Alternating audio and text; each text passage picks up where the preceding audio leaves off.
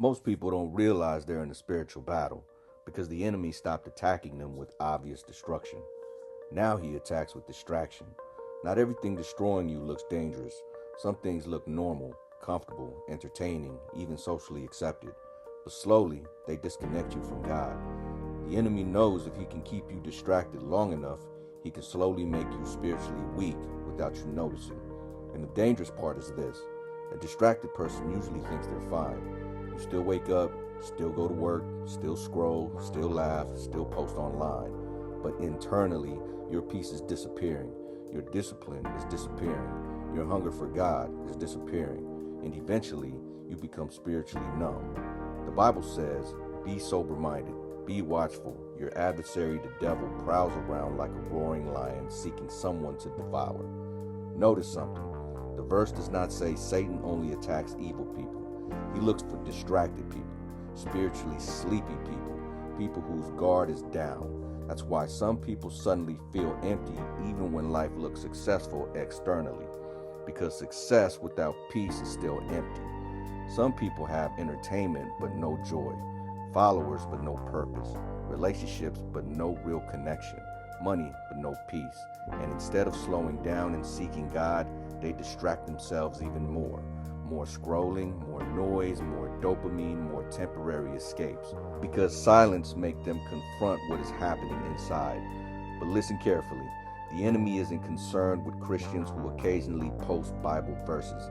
He is concerned with believers who become disciplined, people who pray consistently, people who control their mind, people who fast, people who obey God even when emotions disagree, people who stop living by feelings.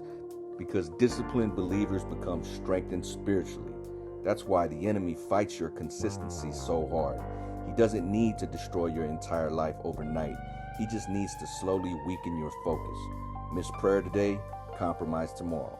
Ignore conviction next week, normalize sin next month. And eventually you wake up spiritually cold, wondering what happened. The Bible says, "Don't conform to the patterns of this world, but be transformed by the renewing of your mind." That means your environment shapes you more than you realize. What you watch matters. What you listen to matters. Who you surround yourself with matters. Some people are praying for peace while consuming chaos all day. Some are asking God for clarity while constantly feeding confusion into their mind. You cannot feed your flesh nonstop and expect your spirit to stay strong. Some of you already know what has been weakening you: the constant distractions, the secret compromise, the laziness, the endless scrolling, the toxic environments, the people draining your spirit. Deep down, you already know. But here's the good news: God's still calling you back. You're not too far gone. You're not permanently broken. Your fire can return. The Bible says, "Wake up and strengthen what remains." That means even weak faith can grow strong again. But it requires intentionality. You must protect your mind again, protect your peace again, protect your discipline again. Not because you're trying to become perfect, but because you're trying to become spiritually alive again.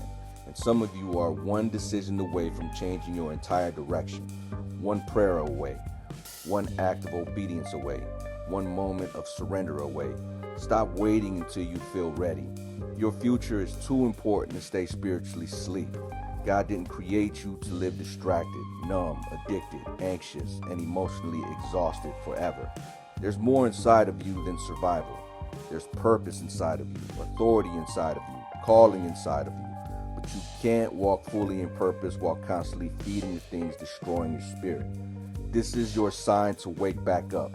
Pray again, focus again, discipline your mind again, seek God again. Because the enemy is terrified of what happens when believers become spiritually awake. Follow for more biblical encouragement and spiritual growth.